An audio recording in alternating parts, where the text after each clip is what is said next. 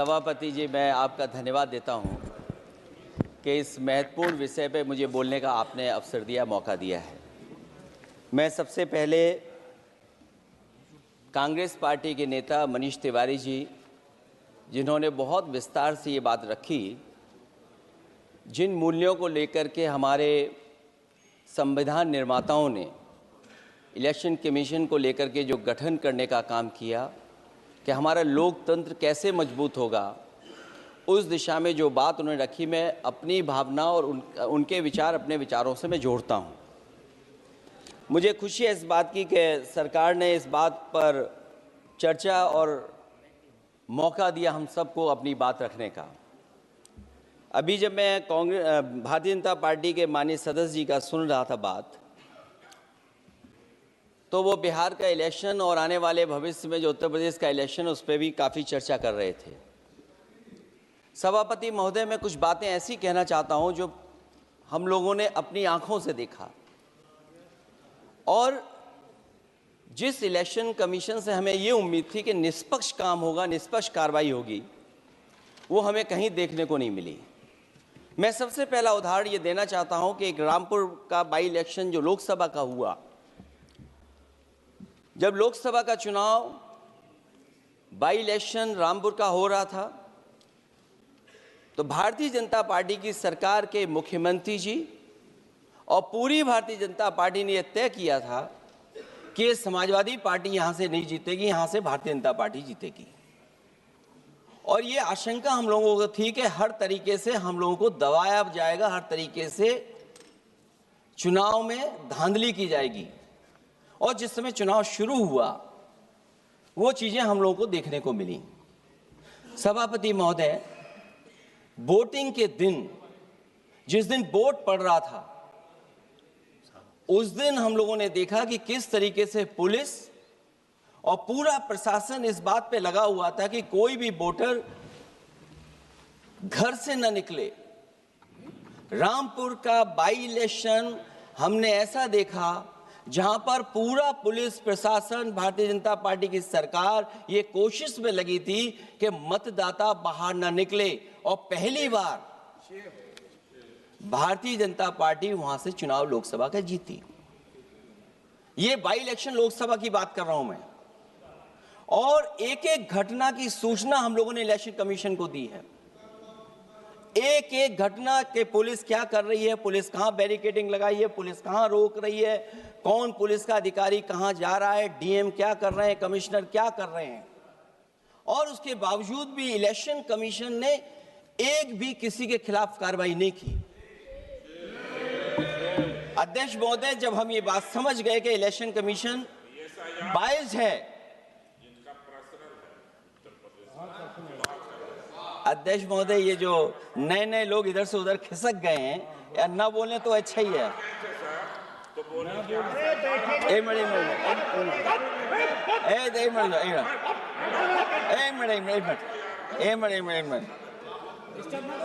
अध्यक्ष महोदय, पर अध्यक्ष महोदय, मेरा ये आग्रह है अखिलेश जी से। अध्यक्ष महोदय ये कुछ जानते नहीं है। अध्यक्ष महोदय, माननीय सदस्य कुछ जानते नहीं है। ये ना पढ़े लिखे हैं, ना कुछ जानकारी रखते हैं। ये मैं ये कह रहा हूं, मैं ये बात इसलिए कह रहा हूं, ये अनपढ़ इसलिए हैं। अध्यक्ष महोदय, मैं ये बात इसलिए कह रहा हूं कि जो जो घटनाएं मैं बता रहा हूं, मैंने एक एक घटना इलेक्शन कमीशन को टैग किया है, एक एक वीडियो इलेक्शन कमीशन को दिया है, एक एक पत्र लिखा है इलेक्शन कमीशन को। अगर एक भी कार्रवाई की हो तो मुझे बता दें, अगर ये जानते हो। और दूसरा, मैं अध्यक्ष महोदय, मैं दूसरा बताना चाहता हूं आपको। अध्यक्ष महोदय, चुनाव जीते जाते हैं, हारे जाते हैं। कभी कोई चुनाव जीतता है, कभी कोई चुनाव जीतता है।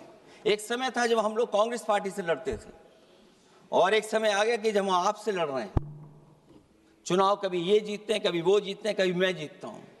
एक समय था अध्यक्ष महोदय, मैं 5 लोकसभा का सांसद था यहां। इस बार हम लोग भारतीय जनता पार्टी को दूसरे नंबर करके सबसे 1 नंबर पे समाजवादी पार्टी आई।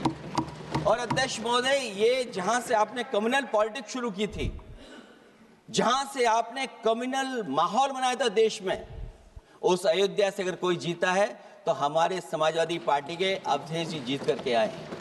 ये चुनाव जीते जाते हैं, हारे जाते हैं, लेकिन जिस संस्था की जिम्मेदारी है निष्पक्ष रहना, वो आखिरकार संस्था निष्पक्ष क्यों नहीं है, सवाल ये है। और सवाल मैं यहां से उठाता हूं बाई इलेक्शन का। मैं 3 बाई इलेक्शन का उदाहरण देना चाहता हूं आपसे अध्यक्ष महोदय। नहीं, बाई इलेक्शन पर चर्चा नहीं हो रही। नहीं, मैं नहीं, जब तक आप अध्यक्ष महोदय चीज जानोगे नहीं, अगर मैं एग्जांपल नहीं दूंगा कि इलेक्शन कमीशन क्या कर रहा है, तो अब मैं रिफॉर्म क्या मांग करूंगा। अध्यक्ष महोदय, जब तक मैं घटना नहीं बताऊंगा, मैं पहला बाई इलेक्शन बताना चाहता हूं। ओके, मानिए आपका नंबर आया। अगर आप रिफॉर्म पे बात कर रहे हैं तो आपको घटनाएं क्या हुई वो बात तो करनी पड़ेगी। अध्यक्ष महोदय, मैं बाई इलेक्शन मिल्कीपुर की बात करना चाहता हूं। बाई इलेक्शन मिल्कीपुर जो अयोध्या क्षेत्र में आता है। इलेक्शन कमीशन को हम लोगों ने शिकायतें की, यहां धांधली होने जा रही है, चुनाव को हराया जाएगा। वहां की सरकार ने मिलकर के किस अधिकारी को पोस्ट करना है, किसको प्रिसाइडिंग ऑफिसर बनाना है, और हम लोगों ने रंगे हाथ पकड़ा लोगों को। एक व्यक्ति को पकड़ा, वो 6 वोट के डाल के आ रहे थे। एक व्यक्ति को पकड़ा जो दूसरी विधानसभा से थे। एक मंत्री जी भाग गए जो हजारों लोगों को लेकर के उस विधानसभा में आए हुए थे। तो ये बातें मैं इसलिए बता रहा हूं कि अगर हमें रिफॉर्म करना है तो रिफॉर्म तभी संभव है जब हमारा इलेक्शन कमीशन निष्पक्ष होगा। इसलिए अध्यक्ष महोदय, मैं कांग्रेस पार्टी के सुझाव से सहमत हूं कि पहला सुझाव उन्होंने दिया है, और हम समाजवादी पार्टी के लोग भी ये मानते हैं कि जो इलेक्शन कमीशन के अपॉइंटमेंट का जो तरीका है वो तरीका बदला जाए। वो कम से कम ऐसा हो, पारदर्शी हो, निष्पक्ष हो, दिखे कि हमारी भी कुछ भागीदारी है। क्योंकि जो व्यवस्था पहले थी उस व्यवस्था को अगर बदलने का काम किसी ने किया तो भारतीय जनता पार्टी ने किया है। इस व्यवस्था को बदलने का जो सुझाव कांग्रेस पार्टी की तरफ से है उस सुझाव से हम सहमत हैं। दूसरा सुझाव जो कांग्रेस पार्टी ने दिया है, थोड़े दिनों बाद सुधार आया है कांग्रेस में, इसके लिए हम उनको धन्यवाद और बधाई देते हैं। उन्होंने कहा, और अध्यक्ष महोदय मेरा भी सुझाव है कि इलेक्शन बैलेट पेपर से होना चाहिए। और इसलिए होना चाहिए कि बहुत प्रश्न लग रहे हैं, बहुत उंगली उठ रही है। इलेक्ट्रॉनिक चीजों पे बहुत सवाल खड़े हो रहे हैं, और केवल भारत के अंदर लोकतंत्र में नहीं, दुनिया के लोकतंत्र में। और ये जो लोग कुछ कह रहे हैं इलेक्ट्रॉनिक की बात और टेक्नोलॉजी की बात कर रहे हैं, मैं उनसे कहना चाहता हूं कि भारत और जर्मनी की तुलना कर लें, भारत और अमेरिका की तुलना कर लें, भारत की और जापान की तुलना कर लें, हम कहां खड़े हैं। अगर वो संपन्न देश जो टेक्नोलॉजी में हमसे कई गुना आगे हैं, अगर वो स्वीकार नहीं कर रहे ईवीएम, तो आखिरकार हम ईवीएम को क्यों स्वीकार कर रहे हैं। अगर उन देशों में लोकतंत्र है और बैलेट से वोट पड़ रहा है, तो यहाँ पर भी बैलेट से वोट पड़ना चाहिए। और जो मेरी जानकारी जहाँ तक पहुँचती और जानकारी है मुझे, वो जानकारी ये कहती है कि जर्मनी में अगर आप ईवीएम से वोट डालेंगे तो वो अनकॉन्स्टिट्यूशनल माना जाएगा। सोचो, जर्मनी जैसा देश बैलेट पेपर से वोट डलवा रहा है, तो आखिर भारत जैसा देश हम बैलेट पे क्यों नहीं जा रहे हैं। जो रिफॉर्म की बात आई है, सबसे पहला सवाल यही है कि रिफॉर्म का मतलब क्या होता है। जब कोई चीज अपने मूल रूप स्वरूप में होती है तो उसे फॉर्म कहते हैं।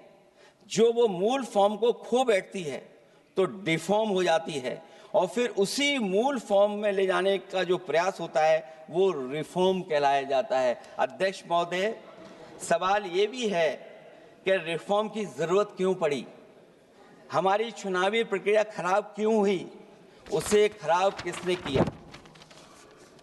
किसी भी चीज के खराब होने के 2 कारण होते हैं। एक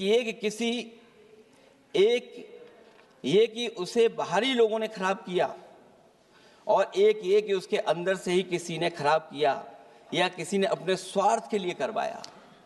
तो अध्यक्ष महोदय, आज ये अजीब हालत है कि बाहर से ज्यादा चुनावी प्रक्रिया अंदर से खराब हुई है। और ये उदाहरण इसलिए मैं देना चाहता था बाई इलेक्शंस के और लोकसभा के इलेक्शन का, क्योंकि जिस तरह की शिकायतें की गई थी अध्यक्ष महोदय, एक भी शिकायत पे कार्रवाई नहीं हुई।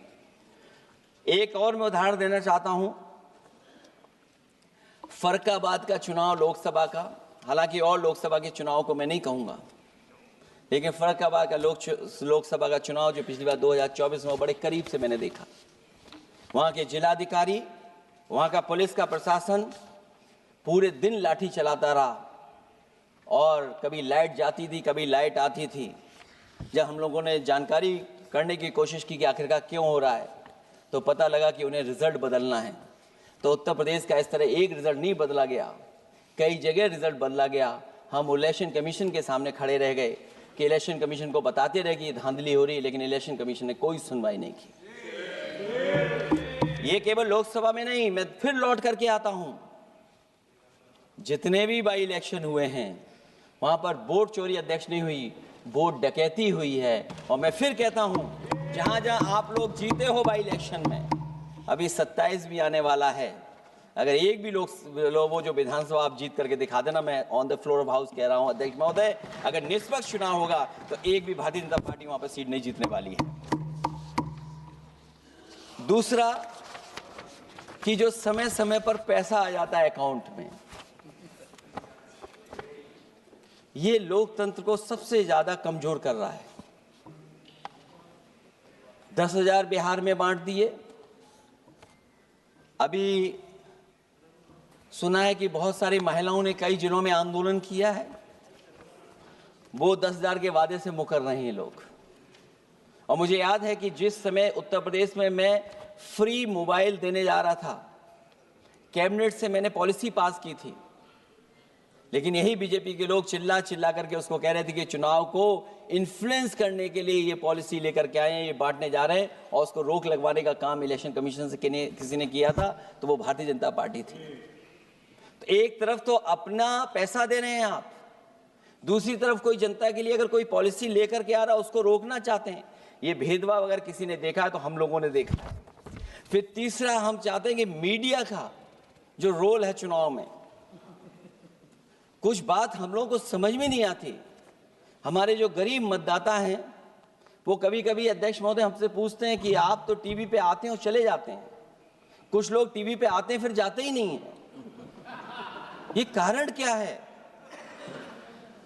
अगर इलेक्शन के समय पर हम पॉलिटिकल पार्टीज को स्पेस अगर बराबर नहीं मिलेगा तो शायद चुनाव निष्पक्ष नहीं होंगे। इसलिए अध्यक्ष महोदय, आपके माध्यम से मेरा सुझाव ये भी है कि चाहे वो प्राइवेट हो चाहे सरकारी हो, मीडिया में बराबर का कहीं ना कहीं हम लोगों को भी स्पेस मिलना चाहिए। इधर एक नई चीज है, नया जमाना है, तो नई चीज है सोशल मीडिया। पहली बार देखने को मिल रहा है कि जहां पर इमेज बनाने के लिए पैसा नहीं खर्च किया जा रहा अध्यक्ष महोदय, दूसरे की इमेज कैसे खराब की जाए उसके लिए पैसा खर्च किया जाता है। जो नकारात्मक जितना कैंपेन है, मैं अध्यक्ष महोदय दावे के साथ कह सकता हूं, हमारे पास कोई एजेंसी नहीं है, कोई सोशल मीडिया टीम नहीं है जो हम नेगेटिव कैंपेन रन कराते हो, लेकिन भारतीय जनता पार्टी के पास हजारों ऐसे लोग हैं और हजारों करोड़ रुपए इस बात के लिए खर्च करते हैं कि नेगेटिव कैंपेन कैसे रन किया जाए। और जितना जितना चुनाव करीब आता है उतना सोशल मीडिया से लेकर के हर प्लेटफॉर्म पर नेगेटिव कैंपेन अगर कोई कर रहा है तो वो कर रहा है भारतीय जनता पार्टी के लोग। इलेक्टोरल बॉन्ड की तो बात हम इसलिए नहीं करना चाहते हैं क्योंकि हमें तो मिला ही नहीं कुछ। अध्यक्ष महोदय, क्या बात करूं मैं इलेक्टोरल बॉन्ड की? सबसे ज्यादा इलेक्टोरल बॉन्ड अगर किसी को मिले हैं तो सत्ता में बैठे हुए लोगों को मिले हैं। दूसरा कांग्रेस को मिला, कांग्रेस ही हमारे मित्र ऐसे कि हमें नहीं बताते कहां से मिलता है।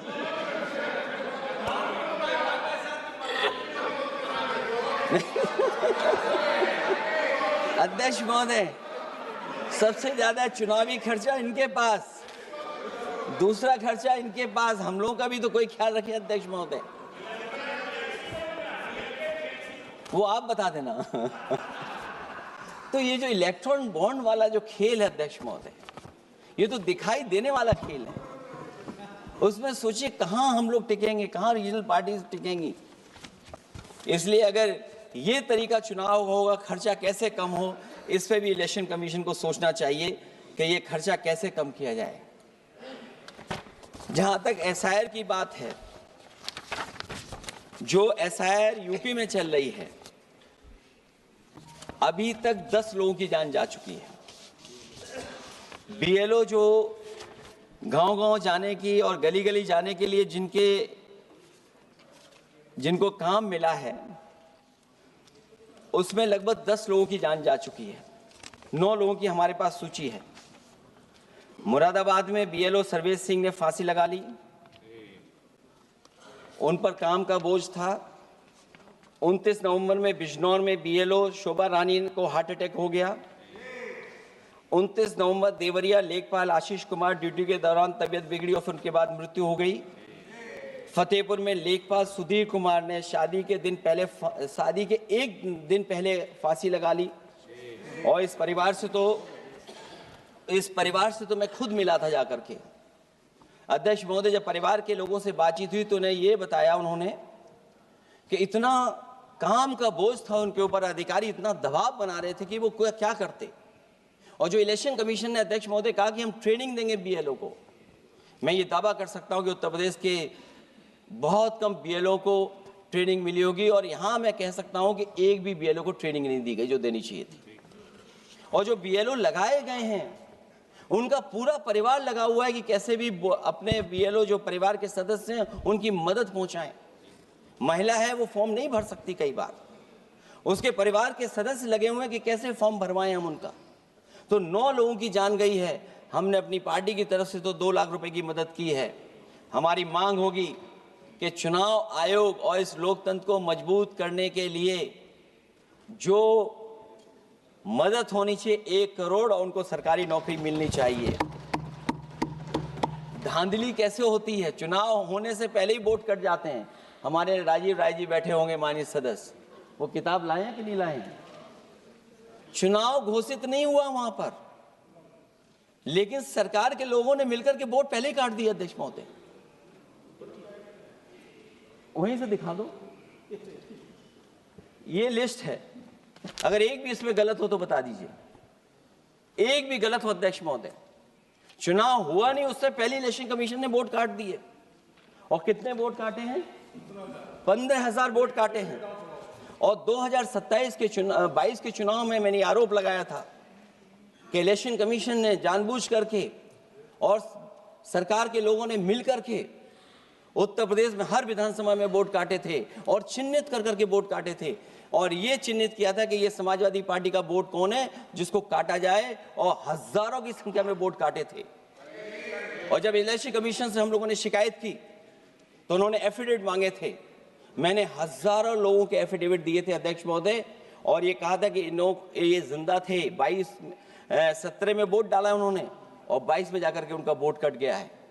लेकिन किसी भी अधिकारी के ऊपर अभी तक इलेक्शन कमीशन ने कोई कार्रवाई नहीं की। इसलिए सुधार की ये प्रक्रिया चुनाव आयोग से ही शुरू होनी चाहिए। चुनाव आयोग को निम्नलिखित बातों का सुधार करना ही होगा अध्यक्ष महोदय।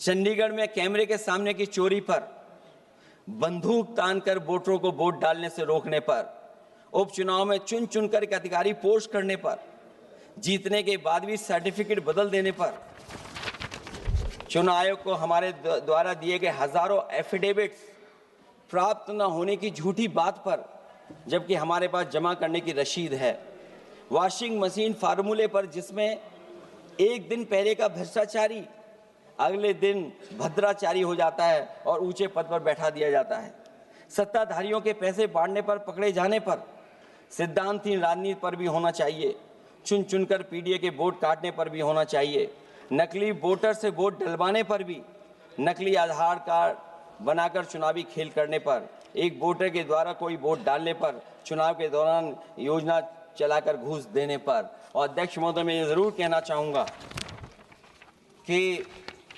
जब 1 नेशन 1 इलेक्शन की बात हो रही है और अभी सत्ता पक्ष के माननीय सदस्य ने कहा कि वो एक वोटर लिस्ट भी करा देंगे, ये बात मैं कह दूं अध्यक्ष महोदय, उन्होंने ये कहा कि 1 नेशन 1 इलेक्शन तो होगा ही होगा, लेकिन एक वोटर लिस्ट भी एक होगी। हमें उम्मीद है कि वोटर लिस्ट एक होगी और वोटर कार्ड ऐसा बने। अभी तक तो हम आधार कार्ड के लिए मांग करते थे। देश के प्रधानमंत्री जी कहते हैं कि हम तो कई समस्याओं का समाधान कर चुके हैं। सेल्फ एफिडेविट, सेल्फ अटेस्टेड अगर आप दे देंगे डेट ऑफ बर्थ तो हम स्वीकार कर लेंगे। लेकिन अब सुनने में आ रहा है यूपी में आधार ही को स्वीकार मान ही नहीं रहे हैं उसको। आधार जैसा कार्ड जो जिसमें सब कुछ डॉक्यूमेंटेड है, आपके फिंगर्स हैं, आपकी आई है, आपका पूरा डिटेल है, उसके बाद भी आप आधार को नहीं मान रहे। इसका मतलब ये एसआईआर नहीं है, ये अंदर ही अंदर एनआरसी वाला काम कर रहे हैं। क्योंकि हमने उत्तर प्रदेश में सुना है कि वहां के मुख्यमंत्री जी कह रहे हैं कि हम डिटेंशन सेंटर बना रहे हैं। वही एसआईआर में जिसका नाम नहीं उसके लिए डिटेंशन सेंटर की जरूरत है। इसका मतलब अध्यक्ष महोदय, जो काम ये खुल के नहीं कर सकते थे एनआरसी, वो काम ये एसआईआर के बहाने कर रहे हैं। तभी ये कभी कभी कहते हैं घुसपैठियां हैं और डिटेंशन सेंटर बन रहे हैं। दरअसल सबसे बड़े सुधार की जरूरत यह है कि लोकतंत्र में फिर से भरोसा जगाया जाए। ईवीएम को हटाकर बैलेट से चुनाव कराए जाएं। चुनावी धांधली होने पर तय समय सीमा में कार्रवाई हो। विपक्षी अनदेखी न की जाए, विपक्षी शिकायतों पर पक्षपात न हो। चुनाव आयोग निर्भीक हो।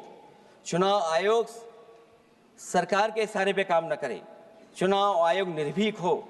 चुनाव आयोग एक विचारधारा के लोगों का गुट बनकर न रह जाए। चुनाव आयोग ईमान की लगाम कभी न छोड़े। चुनाव आयोग ये ऐतिहासिक जिम्मेदारी समझे कि उसकी आज की गलती देश के भविष्य की सदियों के लिए बर्बाद कर सकती है। सबसे बड़ा सुधार यही है कि चुनाव आयोग अंतरात्मा की आवाज सुने और सच्चे देश प्रेम को दिखाते हुए खुदगर्जी की सियासत करने वालों के हाथ की कठपुतली न बने। हमें उम्मीद है कि कुछ लोगों की वजह से चुनाव आयोग की जो छवि खराब हुई है वो अब और नहीं होगी। इलेक्शन रिफॉर्म तब तक निरर्थक है जब तक इलेक्शन कमीशन में रिफॉर्म नहीं होगा। इसीलिए जो सुझाव विपक्ष की तरफ से आ रहा है कि इलेक्शन कमीशन का गठन में जो पहले व्यवस्था थी वो पुनः लागू हो, उसी के बाद इलेक्शन कमीशन में सुधार संभव है। जितना इलेक्शन कमीशन मजबूत होगा उतना ही हमारा लोकतंत्र मजबूत होगा। जितना हम संविधान से खिलवाड़ करेंगे उतना ही हम समझेंगे कि आप लोकतंत्र से खिलवाड़ कर रहे हैं। इन्हीं शब्दों के साथ अध्यक्ष महोदय मैं आपका विशेष धन्यवाद देता हूं और मैं उम्मीद करता हूं कि इलेक्शन कमीशन भविष्य में फेयर काम करेगा।